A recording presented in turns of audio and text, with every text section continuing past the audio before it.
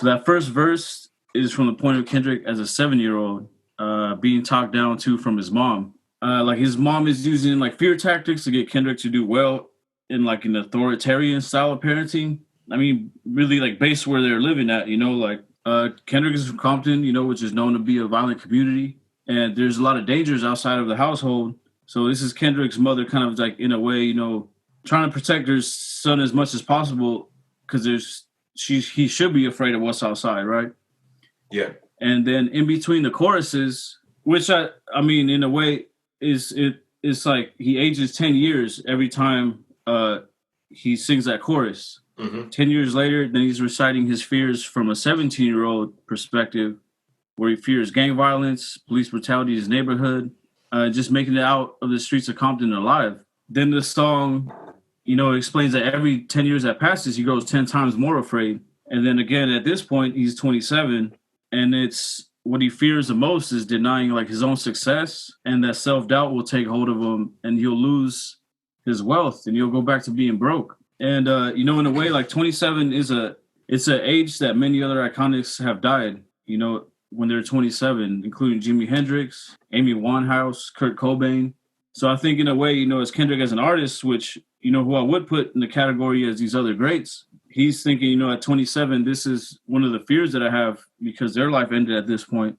I think what's real interesting about this song, it almost serves as a centerpiece to the album because he even goes back line per line and refers to all the themes that are in the Damn album. Like what it's like to feel, what loyalty is, pride, being humble, what love is, God. Like all of this is encompassed in one song, and he goes line by line. Yeah. So that's another reason why it's so hard to kind of just dissect Kendrick's work, because every line he got so much to say. He talks about in the fourth verse, it revolves the fears that he has in losing creativity, relevance, insight, humility, love, loyalty, all the themes that are throughout the album. And this is the fear that really drives him to make a change in the earth throughout his music. I think this is a great song. I do feel like in a way this song was a little bit maybe too cluttered with the voicemails and even just the hook that's repeated. Like it just sounded like a really compact song. Regardless, I would give this song a 4 out of 5. What do you think, Ryan? Yeah, I mean, unpacking and analyzing and critiquing Kendrick is a very difficult thing to do. He's such a dense writer, right? Like you were saying, he can just pack so much information into his words that listening to him can be a bit like homework, right? It's like reading a book by Stephen Hawking. It's like, I can read it, I can get through it, but it's dense and it's going to take me to multiple tries to understand what he's saying. And in that way, I'm really glad that you picked this song because it initially it was one of my least favorite songs off the album. And I never listened to it much. But as I was preparing for the show, I listened to it several times. And each time it got better because you're unpacking more information. You're understanding what he is saying more. And so I definitely have come to appreciate this song and Kendrick a lot more as well. I mean, there's so much I could talk about in this song, but I'm just going to stick to my main points. First and foremost, I really love the sound of this song. It's a sound very unique to Kendrick and this album. Although I also could see it being on To Pimp a Butterfly. It has a sound that could have worked on that album as well. And I love the way that Kendrick's always willing to make hip hop music that's very much outside of the box and outside of the norm and creative. On my first few listens to the song, I felt the same way about the first verse that you did, that Kendrick was afraid of his mother, and his mother was the object of fear. And I very much could relate to that. I think when you're that age and you grow up in a household with a strong mother, it's just mom's the one to be afraid of. But after listening to it more, I see this verse as a mother passing her love through her fears. Kendrick, yes, is afraid of his mom, but his mom is very much afraid too. She's scared for her son's safety and his well-being. And she feels like she has to scare him and threaten him in order for him to be safe and put herself at ease, right? She's worried about so many things. She's worried about money. She's worried about her son being safe. She's worried about her son being a wimp. She's worried about her son doing well in school. And she's holding an entire household together on poverty wages. Right. Of course, she lives a life of fear and constant worry. Of course, she's angry and oppressive. If you were in her situation, you got a bunch of badass kids running around and you don't know how to pay the bills, you would probably be an asshole too in that situation. I know I would. I don't know. I know I don't have that much patience and resolve. Mm-hmm. And so, I really got to realize, like, this was not only a song about Kendrick's fear of his mother, but just the situation that, man, poor mothers in this country have to go through every day. Moving on, I'm not a super huge fan of the chorus of the song. Like, I mean, I like having a chorus that, yeah. I like having a chorus that can progress us like 10 years through time, but I just don't necessarily like the sound. And I feel like the message is a little bit too disconnected.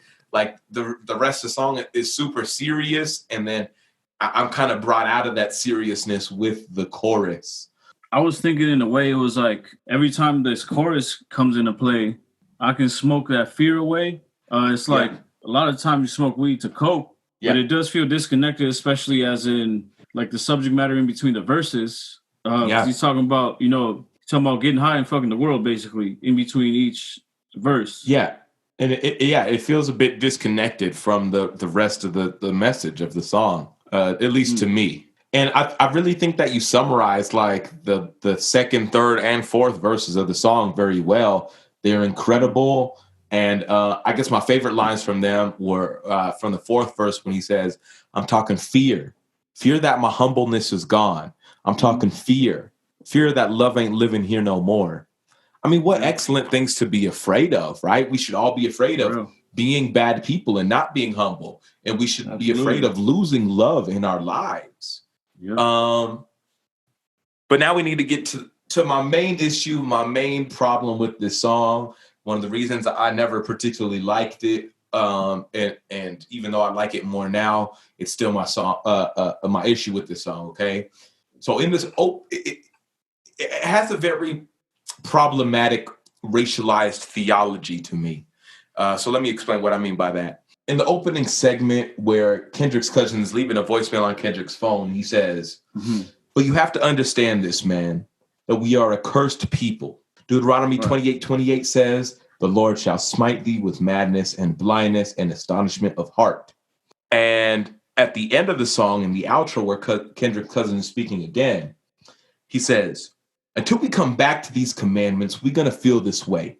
We're going to be under this curse because he said he's going to punish us. The so-called Blacks, Hispanics, and Native American Indians are the true children of Israel. We are the Israelites according to the Bible, the children of Israel. He's going to punish us for our iniquities and our disobedience.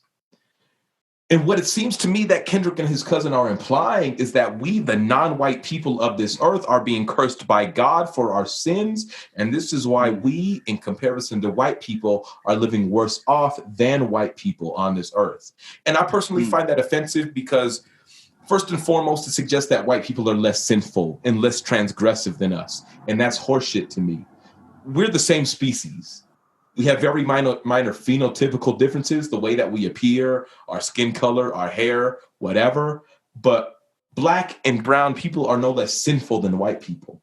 I don't know. And if anything, I believe that we are less sinful because, if there's such a thing as sin, because our role in creating this rapidly deteriorating world has been less so than white people. We don't control these big companies making machines of war. We don't control these big companies spying on us. We don't control the major governments that have colonized the entire world. And American religious theology has always taught us that there is some major difference between all the ethnicities of the world.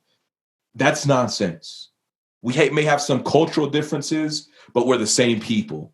And to suggest otherwise, especially in the context of saying that God is punishing us for being different people, that God created us as different people, implies that we're inferior to the white man. that we're more iniquitous, and that's why we live in poverty. That's why we work shittier jobs. That's why we die younger. Not because the powers that be have established and continue to build upon a system that oppresses and degrades us, but because God centuries ago decided to punish us for being more sinful than white people. I say fuck that. That's the kind of racist ideology that got us here in the first place. Do you think it would be a better song without this voicemail from Cousin Carl? I would appreciate the song more. As a matter of fact, even that like first part of the song where he quotes Deuteronomy 28:28 doesn't bug me as much. If the song left out that last voicemail message, I think I would like the song a lot more. And I could just skip after it. Like I know after the fourth verse, I'm just going to the next song. You know, because it is a very good song. Like, what is the purpose of including? Because to me, yeah, it was like the hook and this voicemail felt a little out of place for the song entirely. Yeah. Like, as far as a message, why do you think Kendrick decided to put this voicemail in the song? Because Kendrick is a very intelligent person. And he has so many thoughts and ideas that he wants to spread to the people. I think that, you know, sometimes artists can do this where they have so many things they want to say that they cram them all in instead of just being a little more, I don't know what the word I'm trying to look for, but just like streamlined. You know what I mean? Like you always got to trim the fat. There's going to be parts of this podcast that I trim out because, you know, it just too many ideas. If you want people to focus on fear, don't give me a preach or a screed about how black people are being too iniquitous and that's why we're being punished. Like, let me focus on fear for this song. And if you want to talk about that in another song, then please have at it. But in what way was the ideology of the Black Israelite doctrine that Carl was saying associated with fear in this song? I mean, Kendrick, so like I said, Kendrick spits that one line about his DNA not being worthy of the light of God. Mm-hmm. And so I kind of understand where he's going from. Like, he is afraid that he and his people are acting in a way that is unworthy of God's love and forgiveness. I just have a serious problem with that theology, with that ideology. The fact of the matter is you can live your life as a very good person and still be trodden and still be kicked and still be pushed down and oppressed your whole life. To say that that's what God wants for you, that it is because you are sinful, it's like, that's bullshit. You know, I'm not a sinful person. I try to live my life in a good way. Sometimes the situation is just messed up and it's not God punishing us. It's just the way things are. Yeah. I mean, because I feel like by saying that, it's like that way of justifying the way that we're treated or oppressed over these years. Yeah, because that's what slaveholders did. They quoted the Bible to justify slavery. It's interesting how he even says, you know, throughout the song that he becomes accustomed to more fear. Like, when I was 27, I grew accustomed to more fear, accumulated 10 times over throughout the years. I feel like with that, it's like, if you're oppressed so much, you become so accustomed to fear, and in a way, you know, like already have like this internal post-traumatic stress and shit that it's just been accumulated over all these years. And it's like, if that's what God wanted for us, was it to make us stronger, more resilient? Like, yeah, it makes sense. It makes sense to, like, in a way, to come to that conclusion that God is doing this because we are his chosen people and making us stronger. I can understand how you can come to that conclusion, because if you see generation after generation of your people being downtrodden and God is not relieving you of that oppression, then it's a logical next step. Well, this was God's plan. Like, I understand how you can come to that conclusion. I don't want to ever shift the blame onto God. What is the responsibility of people? Yeah, it's the man that's creating the policies, that's creating these institutions. It almost seems like when children are abused, and they often blame themselves for the abuse. Right. Because why would a grown-up do that to me? Why would someone that I trust do that to me? Yeah. or like in any domestic abusive relationship, Yeah. like a wife may be beat by her husband, and then the next day the husband says, you know, it's because I love you to treat you this way, and then it just creates this mentality that, you know, is you know, it's illogical, but it's like as a form of survival and justification. Yeah. And until you break out of that mentality, that you realize like, no, this isn't a safe place. Like, he doesn't truly love me. If he did, he wouldn't do this to me. It's something interesting to think about too, because yeah. Should we get into the next song then? We've been going pretty long. All right. All right.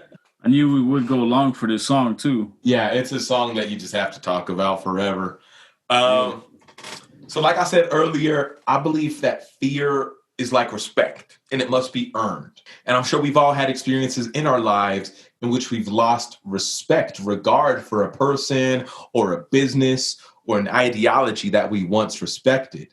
So just like respect, we can increase our fear of something, or we can decrease our fear of something.